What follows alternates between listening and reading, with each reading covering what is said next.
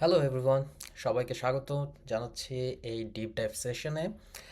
আম, এটা হচ্ছে আজকের topic AI in health care, transforming patient care with EHR and future innovations. So আজকে আমরা আলোচনা করব কিভাবে এআই অথবা কৃত্রিম বুদ্ধিমত্তা স্বাস্থ্যসেবাকে বদলে দিচ্ছে, স্পেশালি ইলেকট্রনিক হেলথ রেকর্ড, যেটা ইএইচআর।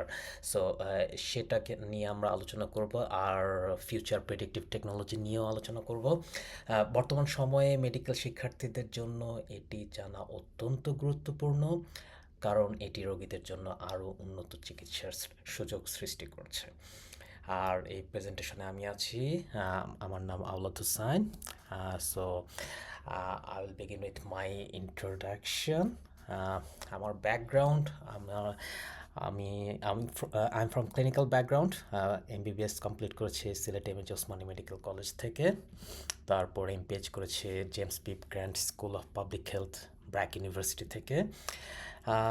এরপরে আমি কানাডায় এসে masters certificate in health informatics করেছি টরন্টো মেট্রোপলিটন ইউনিভার্সিটি, যেখানে এআই নিয়ে কাজ করার প্রথম সুযোগ হয় আমার। এখন আমি কন্টিনিউ করছি আমার masters of health informatics in university of Toronto. আর আমার ওয়ার্ক এক্সপিরিয়েন্স, দেশে আমি কাজ করেছি জনস হপকিন্স ইউনিভার্সিটির একটা প্রজেক্টে, বাংলাদেশের একটা প্রজেক্টে, প্রজন্ম প্রজেক্ট। এরপরে আমি কাজ করেছি আইডিসিআরে, ইনফ্লুয়েঞ্জা সার্ভিলেন্স প্রোগ্রামে অ্যাজ এ কনসালটেন্ট। আর তারপর ডাব্লিউএইচওতেও কিছুদিন কাজ করেছি। এরপরে কানাডায় এসে আমি শুরু করেছি এসএইচএন, যেটা একটা হসপিটালের নেটওয়ার্ক। সেখানে আমি এপিক জার্নি শুরু করি। এপিক নিয়ে আজকে বেশ কিছু কথা বলবো, এবং এপিক নিয়ে আমি কাজ করেছি ইউএইচএন অর ইউনিভার্সিটি হেলথ নেটওয়ার্ক, যেটা টরন্টোর 5টা হসপিটালের একটা নেটওয়ার্ক। এর মধ্যে টরন্টো জেনারেল, টরন্টো ওয়েস্টার্ন, এই হসপিটালগুলো এর মধ্যে অন্যতম। আহ, এবং এখন কাজ করছি ইউনিটি হেলথ টরন্টো, সেটাও টরন্টোর একটা হসপিটাল নেটওয়ার্ক, 3টা হসপিটালের নেটওয়ার্ক। সো এই এই হসপিটালগুলোতে আমি কাজ করছি এপিক নিয়ে as credential trainer right now আছি। এখন এপিক নিয়ে আলোচনাটা শুরু করব। So stay tuned. সো এখন আলোচনা করা যাক এপিক নিয়ে। এখন লেটস টক অ্যাবাউট এপিক। এটা মনে হতে পারে এটা হগার্স, কিন্তু না, এটা হচ্ছে এপিক ক্যাম্পাস। এটা ইউএসের উইসকনসিন স্টেটে ওদের এপিক ক্যাম্পাস এখানে। এবং এটা খুবই বিউটিফুল একটা ক্যাম্পাস। ছবি দেখলে মনে হতে পারে যে হগওয়ার্টসে ঢুকে যাচ্ছে মনে হয়, কিন্তু এটা হচ্ছে আসলে এপিকের ক্যাম্পাস। সো জেনে নেওয়া যাক এপিক কি। এপিক হচ্ছে ওয়ার্ল্ডের একটা top electronic health record system. এটা মানে ইউএস থেকে শুরু। যিনি এটা শুরু করেছিলেন জুডি ফকনার, একটা বেসমেন্ট থেকে, মানে একটা ওয়ান রুমের বেসমেন্ট থেকে একটা শুরু করে এখন সে বিলিয়নিয়ার। এবং মানে যেটা হয় টেক জায়ান্টের, যেটা হয় যে একদম খুব অল্প থেকে শুরু করে। সো এপিক সেরকমই একটা, মানে খুবই ইন্সপায়ারিং একটা স্টোরি। যদি সময় হয়ে থাকে তার হিস্ট্রিটা একবার জেনে নেবেন, এটা খুবই ইন্সপায়ারিং। তো এপিক যেটা করছে সেটা হলো মিলিয়ন্স অফ পেশেন্ট রেকর্ডস আছে এপিকে, থাউজেন্ডস থাউজেন্ডস হসপিটালস এবং ক্লিনিক্স ওয়ার্ল্ড ওয়াইড এপিকের ইনক্লুডেড। ইউএস থেকে শুরু হলে ইউএস, কানাডা, অস্ট্রেলিয়া, মিডল ইস্টের অনেক দেশে, সৌদি আরব, এমিরেটস, ইউরোপিয়ান কান্ট্রিগুলো, এবং মানে অনেক বড় বড় হসপিটালগুলোতে এই এপিক ওরা অ্যাডপ্ট করছে। সেটা হচ্ছে ইলেকট্রনিক হেলথ রেকর্ড সিস্টেম, যেখানে পেশেন্টদের রেকর্ডগুলো স্টোর থাকছে, এবং যেখানে ফিজিশিয়ানরা অর্ডার দিচ্ছে ইলেকট্রনিক্স ইলেকট্রনিক্যালি, এবং সেই অনুযায়ী হেলথ কেয়ার ডেলিভারি হচ্ছে এপিকে এবং সেগুলো ডকুমেন্টেড হচ্ছে এপিকে এবং আহ, যে কোনো মেডিকেল ইনফরমেশন মেডিকেল রেকর্ডস সেগুলো ইন্টিগ্রেটেড হচ্ছে অন্যান্য ডিভাইস থেকে, সেগুলো অটোমেটিক্যালি ইন্টিগ্রেটেড হচ্ছে APK. Even for lab results এবং অন্যান্য ইমেজিং রেজাল্টস সেগুলো চলে আসছে APK at the right at the moment. So এটা টপ র্যাঙ্কড হসপিটাল সিস্টেম, যেটা ইএইচআর সিস্টেম, যেটা আমি মাত্রই বললাম। তো এপিকের যে রোলটা হেলথ কেয়ার ইনোভেশনে, সেটা হচ্ছে ক্লিনিক্যাল ডিসিশন সাপোর্ট সিস্টেম, যেটা একটা টেকনোলজি যেটা ডিসিশনে হেল্প করে ক্লিনিশিয়ানকে। যেমন আমি একটা এক্সাম্পল দিতে পারি। যখন একটা পেশেন্টের রেকর্ডস থাকবে ইএইচআর এর মধ্যে, যখন একজন ফিজিশিয়ান, ফর এক্সাম্পল জাস্ট একটা এক্সাম্পল দিচ্ছে, একটা ফিজিশিয়ান যখন একটা ডায়াগনোসিসের পরে যখন একটা মেডিকেশন প্রেসক্রাইব করতে যাচ্ছে, তখন ক্লিনিক্যাল ডিসিশন সাপোর্ট সিস্টেম সিডিএসএস যেটা করতে পারে, একটা প্রম্পট দিতে একটা পপ আপ দিতে পারে যে এই মেডিকেশনটা এই পেশেন্টের জন্য দেয়া যাবে না, কারণ এই পেশেন্টটা, আমাদের কাছে রেকর্ড আছে যে এই পেশেন্টটা ওখানে অ্যালার্জিক, মানে এই মেডিকেশনের ক্ষেত্রে অ্যালার্জিক হতে পারে। সো এইরকমভাবে, এটা একটা জাস্ট একটা এক্সাম্পল, এরকমভাবে হাজারো ওয়ে আছে যেখানে ক্লিনিক্যাল ডিসিশন সাপোর্ট সিস্টেম কাজ করতে পারে, সেখানে এআই অথবা কৃত্রিম বুদ্ধিমত্তা কাজ করছে। সো এগুলো নিয়ে শুধু এআই এই সিডিএসএস নিয়েই শুধু কাজ করছে না, আরও অন্যান্য অনেক কিছুতে কাজ করছে, কারণ ডেটা গিগাবাইট গিগাবাইটের পরে বেশি, মানে বিগ ডেটা এখানে ক্যাপচার্ড হচ্ছে, এবং সেই ডেটাগুলো যখন অ্যানালাইসিস করে এআই সেখান থেকে ডিসিশন নিয়ে আসছে। তো সেগুলো নিয়ে এখন আলোচনা করব। আর তাছাড়া যেহেতু এপিকে এত বেশি দেশে এবং বেশি হসপিটালে আছে, তো ইনফরমেশনও অনেক শেয়ার হয়ে থাকে, যেটাকে বলে ইন্টারঅপারেবিলিটি। এক হসপিটাল থেকে ইনফরমেশন আরেক হসপিটালে চলে যাচ্ছে অটোমেটিক্যালি। ফর এক্সাম্পল, যদি ক্যানাডাতে কোনো একজন পেশেন্টের বা হসপিটাল বা ক্লিনিক তার ক্যানাডাতে, সে অসুস্থ হয়ে পড়ছে ইউএসতে গিয়ে ভিজিটে, সেই হসপিটাল যদি এপিক ইউজ করে থাকে, তাকে আর নতুন করে তার অ্যালার্জিক হিস্ট্রি নিতে হবে না, বা নতুন করে তার ব্লাড, মানে তার সকল হিস্ট্রি থেকে যাচ্ছে, তার তার মেডিকেশন হিস্ট্রি এবং তার রিসেন্ট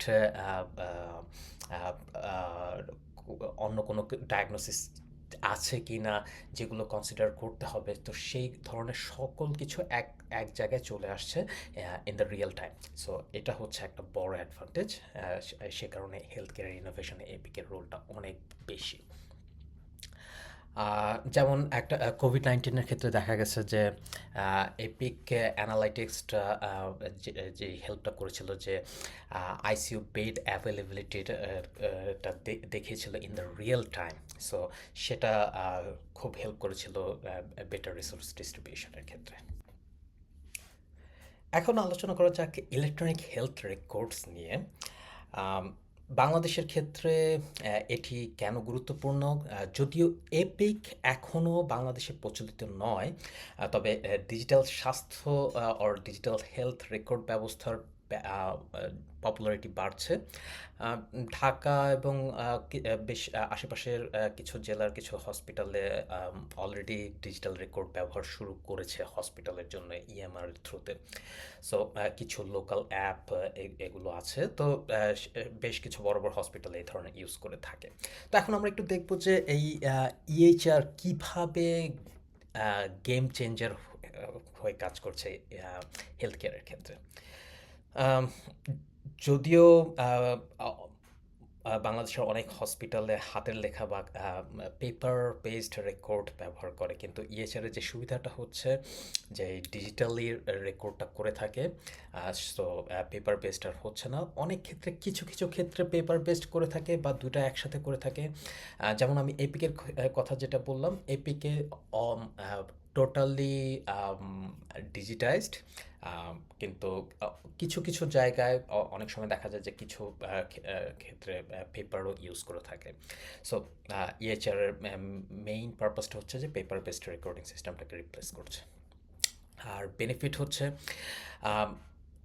সো পেশেন্ট কেয়ার কোঅর্ডিনেশনটা খুবই র্যাপিডলি হচ্ছে, এগুলো এফিসিয়েন্সি বাড়াচ্ছে, এরর কমছে, সো কম ভুল হচ্ছে। এটা একটা খুবই একটা কমন সিনারিও যে অনেক সময় হাতের লেখার কারণে অনেক সময় অনেক কিছু বোঝা যাচ্ছে না, বা সো এইসব ক্ষেত্রে দেখা যাচ্ছে যে ইলেকট্রনিক হেলথ রেকর্ডস এইসব এররগুলো রিডিউস করে থাকে, যেটা বেশ কিছু স্টাডিতে এবং রিপোর্টে এগুলো প্রমাণিত হয়েছে। এছাড়া এআই আসার পরে যেটা হলো যে এআই রান অ্যালার্টগুলো রোগীদের জটিল অবস্থা, ক্রিটিক্যাল কন্ডিশন সম্পর্কে আগেই অ্যালার্ট করে দেয়। সো সেগুলোর কারণেও অনেক অ্যাডভান্টেজ পেয়ে থাকে। আম, ধরা যাক একটা একজন আমাদের দেশে যদি এরকম ইএচআর সবখানে রেকর্ড থাকে, তাহলে যেটা হতে পারতো যে একজন ক্লিনিকের চিকিৎসা নিলেন, পরে তিনি ঢাকায় এসে ঢাকার বাইরে থেকে তিনি একজন চিকিৎসা নিলেন, কিন্তু ঢাকায় এসে কোনো বড় কোনো হসপিটাল চিকিৎসা করাতে চান। সো এই ডিজিটাল রেকর্ড থাকলে যেটা সুবিধা হবে, ঢাকার যে স্পেশালিস্ট ডক্টর আগের চিকিৎসার সকল রিপোর্ট একবারে দেখে ফেলতে পারবেন। সো তাকে আর নতুন করে কোনো রিপোর্ট করতে হবে না, অথবা এক গাদা রিপোর্ট নিয়ে দৌড়াদৌড়ি করতে হবে না, বড় বড় এক্স রে ফিল্ম বা সিটি এমআরআই এইসবের ফিল্ম নিয়ে দৌড়াদৌড়ি করতে হবে না, সব কিছু একটা জায়গায় রেকর্ডেড থাকবে। সো নেক্সট আমরা বলবো যে এআই কিভাবে আরও কাজ করতে পারবে। যখন এআই ইএচআর নিয়ে, আজকের টপিক যেহেতু ইএচআর নিয়ে খুব বেশি বলবো, সো এআই এবং ইএচআর নিয়ে যখন কথা বলবে তখন কিভাবে কাজ করতে পারে, যেমন machine learning, natural language processing, predictive analytics, এই টার্মগুলো নিয়ে আমি আজকে খুব বেশি কথা বলবো না। আমি শুধু জাস্ট বলবো যে এগুলো হচ্ছে এআই এর বিভিন্ন অ্যাপ্লিকেশন। কিছু কিছু টার্ম সম্পর্কে অলরেডি অনেকে অনেকভাবে জানে, কারণ রিসেন্টলি চ্যাট জিপিটি বা পারপ্লেক্সিটি বা অথবা রিসেন্টলি যে ডিপসিক, এগুলো নিয়ে যারা যারা খুব নিউজগুলো দেখছেন বা ইউজ করছেন, তারা মোটামুটি এই টার্মগুলো থেকে টার্মগুলো সম্পর্কে পরিচিত। সো এগুলো নিয়ে আমি ডিপ ডাইভে আর যাচ্ছি না। সো এই অ্যাপ্লিকেশনগুলো কাজ করে থাকে এআইএ, এবং হেলথ কেয়ারে যেটা কাজ করে যে ডিসিশন সাপোর্ট সিস্টেম, যেটা আমি এর আগেও বলেছি যে ডিসিশন সাপোর্ট সিস্টেমটাকে এনহ্যান্স করছে এবং অ্যাডমিনিস্ট্রেটিভ ওয়ার্কফ্লোটাকে বাড়াচ্ছে, এবং যেটা ডায়াগনস্টিক এবং পার্সোনালাইজড মেডিসিনকে হেল্প করছেন, সো অথবা ইমপ্রুভ করছেন। পার্সোনালাইজড মেডিসিন হচ্ছে ফিউচার, যেটা এখনই শুরু হয়েছে। এটার আসলে কাজ করছে ইউএসএ থেকে। এটা ইউএস প্রেসিডেন্ট বারাক ওবামা এটার ইনিশিয়েটিভটা প্রথমে নিয়েছিল। তো এছাড়া এটা অন্যান্য উন্নত দেশগুলোতে এটা নিয়ে ব্যাপক কাজ চলছে। যে পার্সোনালাইজড মেডিসিনের যে ধারণাটা, যেটা হচ্ছে যে আমরা এখন যেটা হচ্ছে কনভেনশনাল মেডিসিনে যেটা হয় যে ওয়ান সাইজ ফিটস অল, যে একই ধরনের চিকিৎসা সিমটমের জন্য একই ধরনের ওষুধ বা একই ধরনের ট্রিটমেন্ট সকল পেশেন্টের জন্য দেওয়া হয়ে থাকে। কিন্তু যখন আমরা আরও বেশি ডেটা আমাদের কাছে থাকবে, পার্সোনালাইজড মেডিসিনটা আমরা অ্যাপ্লাই করতে পারবো। সো পার্সোনালাইজড মেডিসিনটা হচ্ছে শুধু পেশেন্টের সিমটমটাকে দেখবো না, বা পেশেন্টের রোগটাকে দেখবো না, পেশেন্টের লাইফস্টাইলটা কেমন। সে একই ওষুধ একটা পেশেন্টের ক্ষেত্রে কাজ করবে, আরেকটা পেশেন্টের ক্ষেত্রে কাজ করছে না। সো সেই রিজনটা জানা, যে তার অন্যান্য ফ্যাক্টর। সো এই ক্ষেত্রে অনেক বেশি কাজ করে তার জেনেটিক ফ্যাক্টরটা কি? সো জেনেটিক অ্যানালাইসিসটা করা হয় এবং তার লাইফস্টাইল ডেটা নেওয়া হয়। আমাদের লাইফস্টাইল ডেটা সব কিছুতেই আমরা আমরা ফোন ইউজ করি, সেখানে আমাদের লাইফস্টাইল ডেটা আছে। আমরা যে ওয়ারেবলসগুলো ইউজ করে থাকি, গ্যাজেটগুলো ইউজ করে থাকি, সেখানে আমার লাইফস্টাইল ডেটা আছে। সো সেই ডেটাগুলোকে গ্যাদার করে সেগুলো আমরা আমরা ক্লিনিক্যালি অ্যানালাইসিস করে যে কার জন্য কোন ট্রিটমেন্টটা অ্যাপ্লাই করবে সেই ধরনের একটা পার্সোনালাইজড মেডিসিন অথবা প্রিসিশন মেডিসিন। এটা যদি সুযোগ হয়ে থাকে এটা সম্পর্কে আরেকটু গুগল করতে পারেন, প্রিসিশন মেডিসিন অথবা পার্সোনালাইজড মেডিসিনের ব্যাপারে।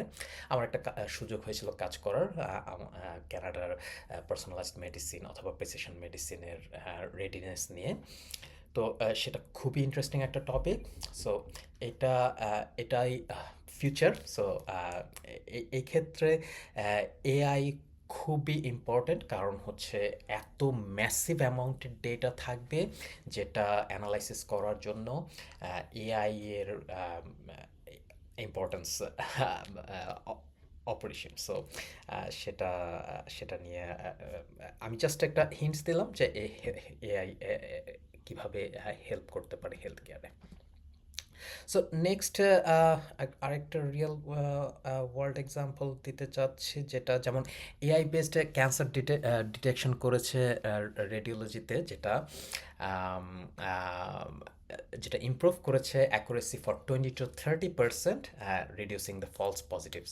সো ফলস পজিটিভ যে রেজাল্টগুলো ছিল সেটার অ্যাকুরেসিটা 20 to 30%। এরকম আরও অনেক রেজাল্ট অথবা এক্সাম্পলস আছে যেগুলো এআই এর কারণে আরও অ্যাকুরেট হচ্ছে।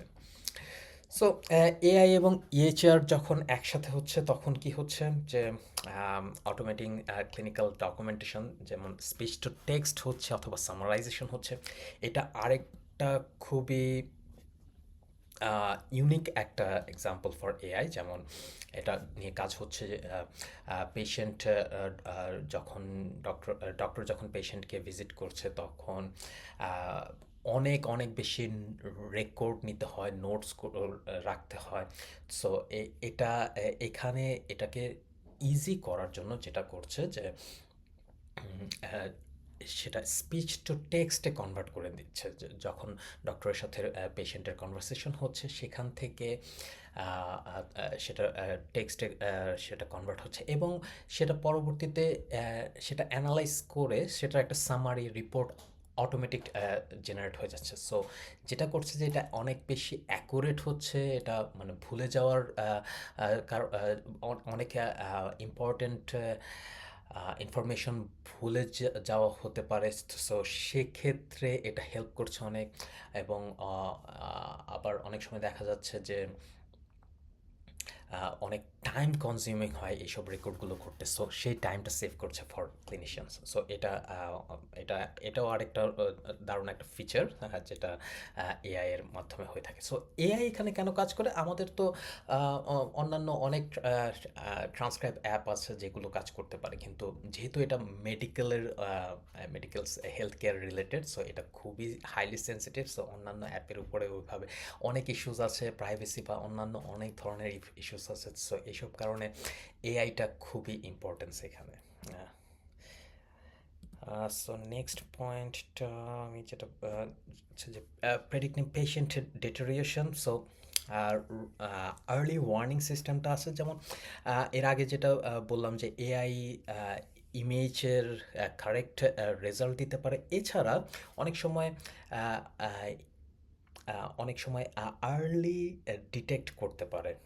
যেমন অনেক অনেক ওয়ার্ল্ড ওয়াইড অনেক সময় দেখা গেছে যে ইএইচআর যেসব হসপিটালগুলোতে ইউজড হয় তাদের ক্ষেত্রেও দেখা গেছে যে 30% রিঅ্যাডমিট হওয়ার হার কমে গেছে, রেট কমে গেছে। সো এই আর্লি ওয়ার্নিং সিস্টেমটা বা পেশেন্টের ডেটোরিয়েশনটাকে তারা রোধ করতে পারে। আর পার্সোনালাইজড মেডিসিন সম্পর্কে অলরেডি আমি আলাপ করেছি। সো সেটা এআই এবং ইএইচআর এই দুইটার কম্বিনেশনের যেটা it's possible for this. Okay, so এখন দেখি যে কী কী ধরনের চ্যালেঞ্জ ফেস করতে হয় এআই। সো যে কোনো কিছুরই অনেক বেশি চ্যালেঞ্জ থাকবে। একটা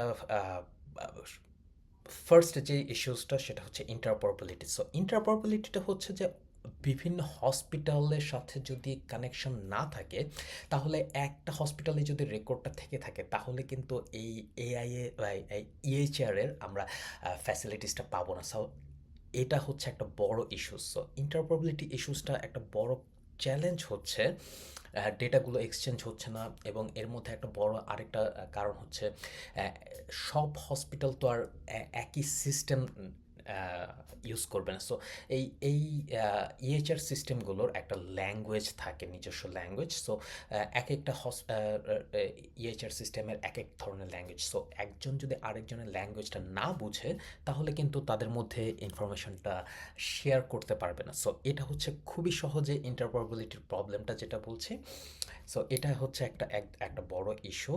এছাড়া এআই মডেলের বিভিন্ন বায়াস থাকে, যেমন আমি যদি আমার এআই মডেলটাকে ট্রেন করি, ধরা যাক আমি আমার বাংলাদেশে একটা এআই মডেল ট্রেন করতে চাই, কিন্তু আমি পেশেন্ট ডেটা নিয়ে আসলাম আম, ইউরোপিয়ান পেশেন্টদের। সো তাহলে তো হবে না। ইউরোপিয়ান পেশেন্টদের সাথে ডেটা দিয়ে তো আর আমাদের প্রিসাইজ ট্রিটমেন্ট আর হবে না। সো আমাদের প্রয়োজন হবে আমাদের রিজিয়নের পেশেন্টদের ডেটা। সো কারণ তাদের লাইফস্টাইল এক ধরনের, তাদের জেনেটিক প্যাটার্ন ভিন্ন। সো এই ধরনের অসংখ্য ফ্যাক্টর ভিন্ন। সো এইসব কারণে আমাদের এইখানে যদি আমরা একদম হাইয়েস্ট বেনিফিটটা পেতে চাই তাহলে এই বায়াসটাকে আমাদেরকে ফেস করতে হবে। আর ডেটা প্রাইভেসি অ্যান্ড সিকিউরিটি, এটা খুবই একটা ক্রিটিক্যাল চ্যালেঞ্জ। কারণ বিভিন্ন সময় দেখা যায় যে ডেটা লিকেজ হচ্ছে, এবং কনফিডেন্সিয়ালিটি এবং প্রাইভেসি সিকিউরিটিটা এনশিওর করার জন্য বিভিন্ন ধরনের অ্যাক্ট আছে। সো সেগুলো এনশিওর করতে হয়। বাংলাদেশে এই ধরনের কোনো অ্যাক্ট নাই, যেটা হিপা অর জিডিপিআর, এটা ইউএসএতে যেটা হিপা, ক্যানাডাতে ওরকম ফিফা আছে, কিন্তু বাংলাদেশে এই ধরনের কোনো অ্যাক্ট নাই। সো সেটা আহ, একটা চ্যালেঞ্জ। কিন্তু বাংলাদেশে বিভিন্ন ধরনের অন্য ধরনের কিছু অ্যাক্ট আছে, যেমন ডিজিটাল সিকিউরিটি অ্যাক্ট, অথবা বাংলাদেশ বিএমডিসির কিছু নির্দেশিকা আছে। তো সেইগুলো কিছু আছে, কিন্তু সেগুলো এআই ইমপ্লিমেন্টেশনের জন্য not up to would not be up to the mark. আহ, এছাড়া কস্ট, যেটা খুবই বড় একটা ব্যারিয়ার। কারণ হচ্ছে এটা আমরা সবাই জানি যে এআই ইমপ্লিমেন্টেশনের জন্য বড় হসপিটালদেরকে একটা বড় অঙ্কের টাকা ব্যয় করতে হয়। সো এটা হচ্ছে একটা বড় একটা চ্যালেঞ্জ আমাদের দেশের ক্ষেত্রেও হবে। সো এই চ্যালেঞ্জগুলো কিভাবে ওভারকাম করা যায় সেগুলো নিয়ে একটু আলোচনা করি। যে স্ট্যান্ডার্ডাইজড ডেটা ফরম্যাট, যেটা হচ্ছে এগুলো হচ্ছে ল্যাঙ্গুয়েজের কিছু বা ডেটা শেয়ারিংয়ের কিছু নির্দেশিকা। এফএচআই ফায়ার, এটাকে এফএচআইআর বা ফায়ার বলা থাকে, বা HL7। সো এগুলো হচ্ছে কিছু স্ট্যান্ডার্ডস, যে কীভাবে রেকর্ডগুলো শেয়ার করা হবে বা কীভাবে রেকর্ডগুলো কিপ করা হবে, বিভিন্ন হেলথ রেকর্ডসগুলো। সো দ্যাট বিভিন্ন হসপিটালের সাথে শেয়ারিংয়ের সুবিধা হয়ে থাকে। সো সেই স্ট্যান্ডার্ডটা মেনটেন করা খুবই প্রয়োজন। যেমন এক ধরনের আমি এটা বলতে পারি যে আমি যদি আমি একটা পেশেন্টের একটা রেকর্ড নিলাম, এবং সেটা যদি আমি ঠিকমতো আইডেন্টিফিকেশন যদি না রাখলাম, যেমন আমি পেশেন্টের for example blood glucose record করে রাখলাম, কিন্তু আমি যদি ঠিকমতো ব্লাড গ্লুকোজ এটা যদি প্রপার ওয়েতে কোড করে না রাখি, তাহলে আরেকটা হসপিটাল কিন্তু বুঝবে না যে এই রেকর্ডটা আমি ব্লাড গ্লুকোজ নিয়ে বলছি। সো সেটা সে তো ভাববে যে আমি সিরাম ক্রিয়েটিনের ভ্যালু বলছি। সো এই সব ক্ষেত্রে স্ট্যান্ডার্ড ডেটা ফরম্যাটটা খুবই ইম্পর্ট্যান্ট, যেটা নিশ্চিত করে ফায়ার অথবা HL7। এছাড়া ডেটা প্রাইভেসি অ্যান্ড সিকিউরিটির জন্য যেটা স্ট্রং মেজার্স নিতে হবে, সেটা তো অবভিয়াস। এবং এআই মডেলের ট্রান্সপারেন্সি রাখতে হবে বায়াসের কারণে। আর properly trained health care professionals খুবই প্রয়োজন এখানে। ট্রেনিংয়ের উপরে খুবই ইম্পর্টেন্স দেওয়া হয়ে থাকে। যখন কোনো টেকনোলজি গ্র্যাব করা হয়ে থাকে তখন হেলথ কেয়ার প্রফেশনালস বা ক্লিনিশিয়ানস যারা এটাকে ইউজ করবেন, এন্ড ইউজারদের ট্রেনিংটা খুবই ইম্পর্টেন্স থাকে। যেমন আমি প্রায় 3 বছর ধরে এন্ড ইউজার্স ট্রেনিংয়ের সাথে রিলেটেড, সো আই নো এখানে কতটা ইম্পর্টেন্স দেওয়া হয়ে থাকে ট্রেনিংয়ের উপরে। বিগ বিগ বাজেট থাকে ট্রেনিংয়ের উপরে, এবং কতটা এফোর্ট দেওয়া হয়, কারণ যত বেশি ট্রেনিং থাকবে তত সিস্টেমটা তত বেশি ইউটিলাইজড হবে এবং তত কম এরর হবে, এবং আমরা তত বেশি বেনিফিটেড হব। সো ট্রেনিং এবং এডুকেশনের উপরে খুব বেশি ইম্পর্টেন্স দিতে হবে। সো আর কিছু ব্যাপার হচ্ছে যে এই ধরনের আমরা এআই যদি করি তাহলে আমাদের ভবিষ্যতে আর কি কি হেল্প হতে পারে। সো আমি কিছু পয়েন্ট এখানে খুব কুইকলি গো থ্রু করব। যেমন আহ, আহ, আহ, আমরা ইমেজিং ডায়াগনস্টিকের ক্ষেত্রে খুবই দারুণ কিছু রেজাল্ট নিয়ে আসছে এআই, যেমন অ্যাকুরেসি নিয়ে আসছে, অ্যাকুরেসি দেখাচ্ছে, এবং ভার্চুয়াল হেলথ অ্যাসিস্ট্যান্ট এগুলো ইমার্জেন্সি রুমের বিকল্প হিসেবে কাজ করছে, যে চ্যাটবটগুলো। এছাড়া প্রেডিক্টিভ অ্যানালাইটিক্স যেগুলো কাজ করছে, যেমন আউটব্রেক হওয়ার 2 উইকস আর্লি আগেই এগুলো প্রেডিক্ট করতে পারছে এআই অ্যানালিটিক্সের মাধ্যমে। সো এগুলো খুবই খুবই ইনোভেটিভ কিছু হতে যাচ্ছে। সো হ্যাঁ, এগুলো হচ্ছে এআই এর কারণে। সো নেক্সট যেটা আহ, তোমাদের রোল হবে যে থিঙ্ক বিগ, স্টার্ট স্মল, এবং একটা বাংলাদেশের একটা হেলথ কেয়ার চ্যালেঞ্জ, এটা যেটা নিয়ে তোমরা কাজ করতে চাও সেটা আইডেন্টিফাই করো, এবং সেখানে এআই কিভাবে সলিউশন হিসেবে কাজ করতে পারে সেটার একটা কনসেপচুয়াল সলিউশন একটা ডেভেলপ করো, এবং সেটার জন্য আরও কিছু রিলেভেন্ট কিছু ভিডিওস আছে, সেগুলো তোমাদের সাথে শেয়ার করা হবে। So please go through that. আমি শুধু জাস্ট আমার এক্সপিরিয়েন্স থেকে কিছু বললাম যে কিভাবে আমার সেক্টরে এআই এবং ইএইচআর কীভাবে কাজ করে যাচ্ছে। এছাড়া অনেক অনেক ম্যাসিভ কাজ হচ্ছে। সো এইসব নিয়ে যদি কোনো কোশ্চেন থাকে, বা আমার এই ডিপ ডাইভ সেশনের যদি কোনো কোশ্চেন থেকে থাকে, feel free to reach me out, email অথবা লিঙ্কডিনে, এবং all the best wishes for your competition.